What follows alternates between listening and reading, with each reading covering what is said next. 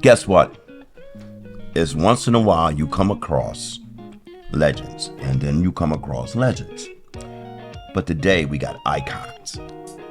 That's another level.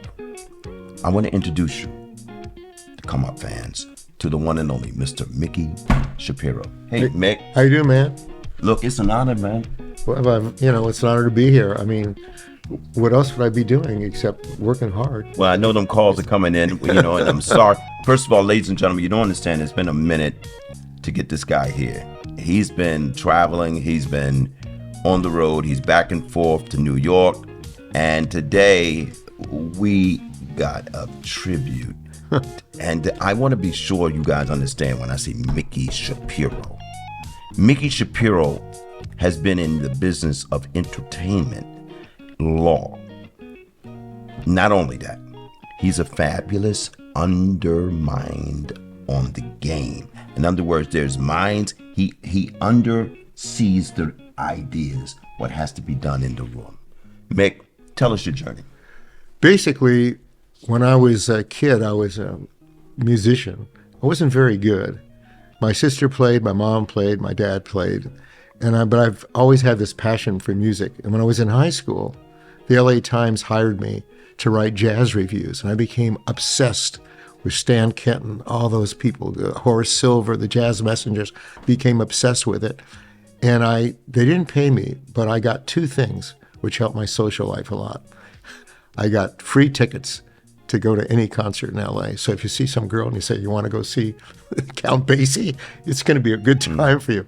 Then when I got to college, my mother's English, and I would go to England. And so in the early 60s, I heard all these people like Eric Clapton and Peter Green, all these wonderful players. And I thought, my God, this is before the Beatles came here. I thought, these people are going to come here and make a difference. And so my sort of whole deal is I believe that people can write a song or play a guitar or play anything, are so gifted and so magical and oftentimes so ripped off.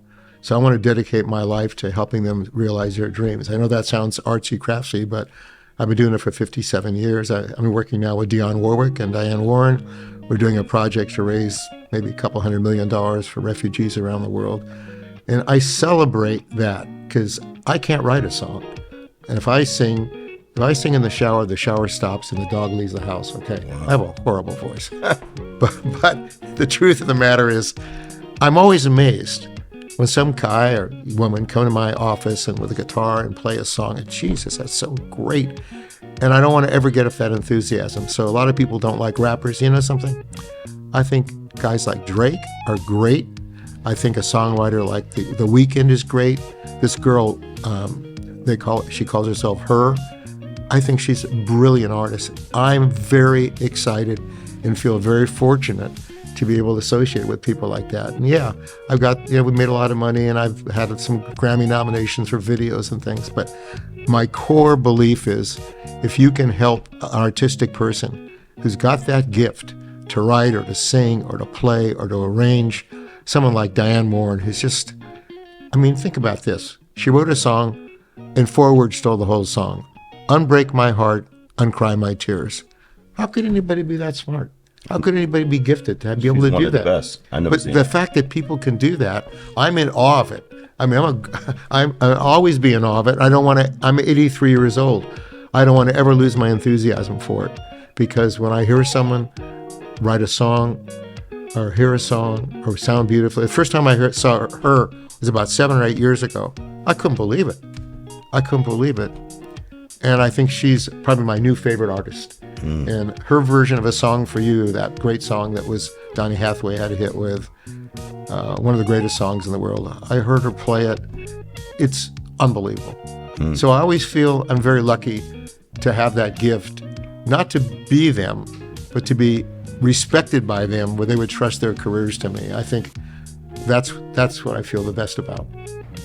Well, let me ask you this. I've seen something on Billie Eilish, and the most for artists today is this AI. What do you think about that? That's pretty scary.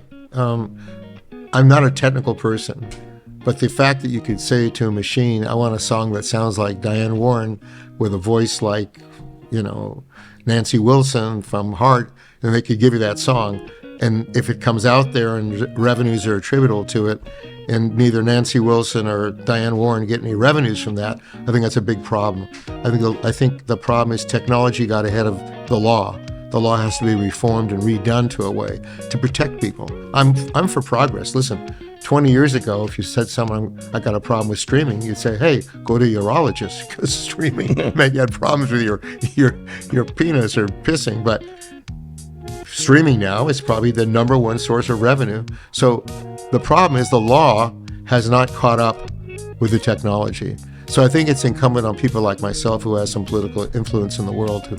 I know senators, and I testify a couple of years in Congress on unrelated matters, to let people know that it can be celebrated. It's like the internet.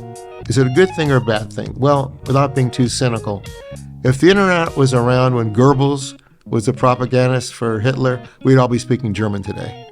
That's how the power of the internet to influence people and to change their minds and say bad things and good things. I think a lot of great things can happen from it, but putting them in the hands of people who are evil and mean and disruptive to society, it's a danger.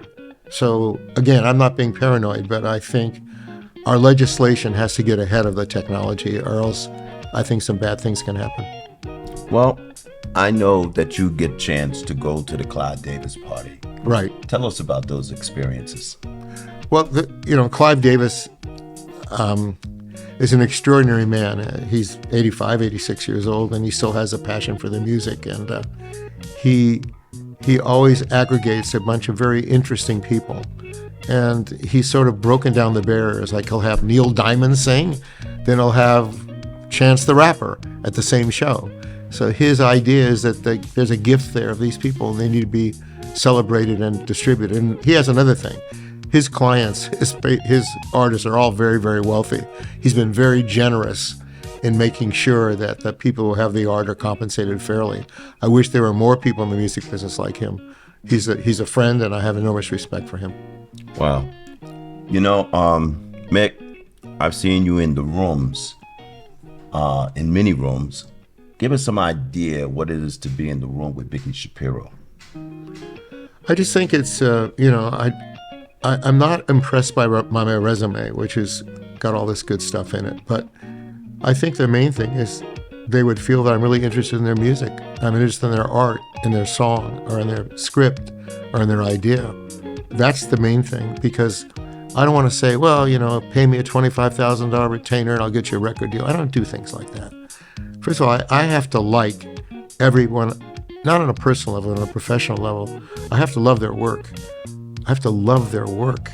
I have to feel that they're special and gifted, because a lot of great people never get a chance.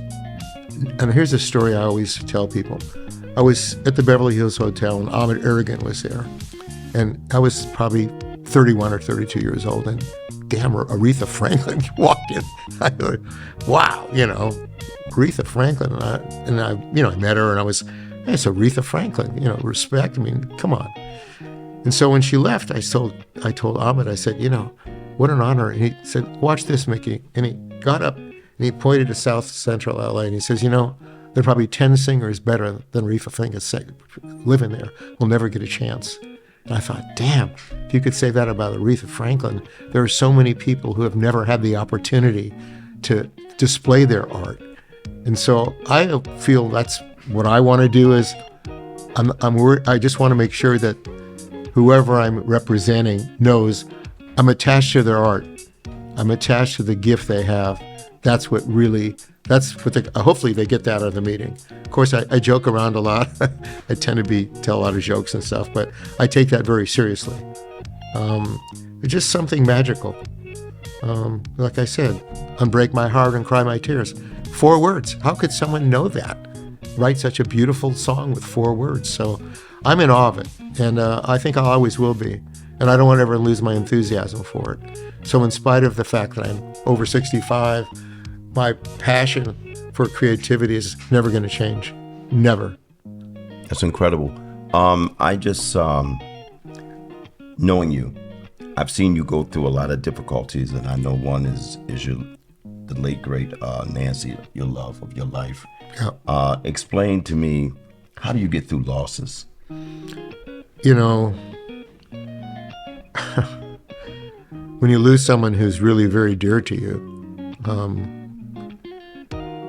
you, of course, feel sad. But I know what Nancy would have said. She'd say, "Stop moping around and go to work, Mickey. Stop. You just go to work. Don't celebrate anything other than the reason I loved you so much is because you were so enthusiastic about my work."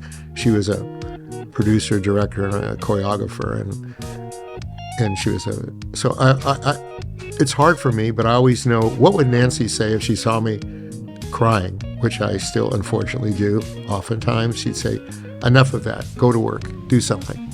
And so that's the only thing I know how to do. I have my stepson Stone, and he lives with me, and my job is to make him feel secure and loved 24/7. That's my job with him, because I know that's what Nancy would want me to do. So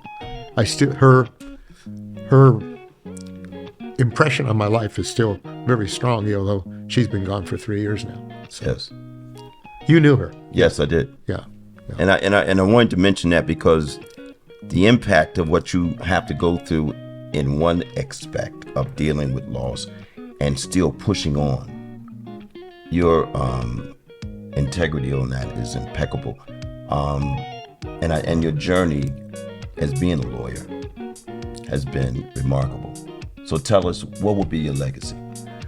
My legacy would be that to the moment I leave, I've celebrated creativity and feel so blessed to have the opportunity to know people like Mick Fleetwood and Eric Clapton and Wilson Phillips and Brian Wilson and Tears for Fears and so many of these ones. And now, I mean, I have to say, of all the years, I've never met anybody that's touched me as deeply as Dionne Warwick.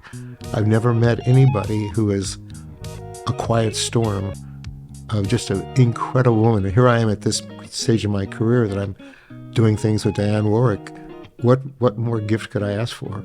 So I just want people my legacy is to celebrate creative people and never, never, never take it for granted to be around someone who can bring beauty into the world.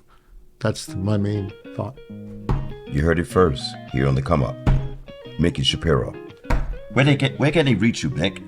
Well, they can. My real name is Michael R. Shapiro, and the easiest way to reach me is go on my website, which is www.mrshapirolaw.com. And you can call me 24/7. I'm not a good sleeper. You got it first. We'll be right back. Is that okay? Fabulous. Is that okay?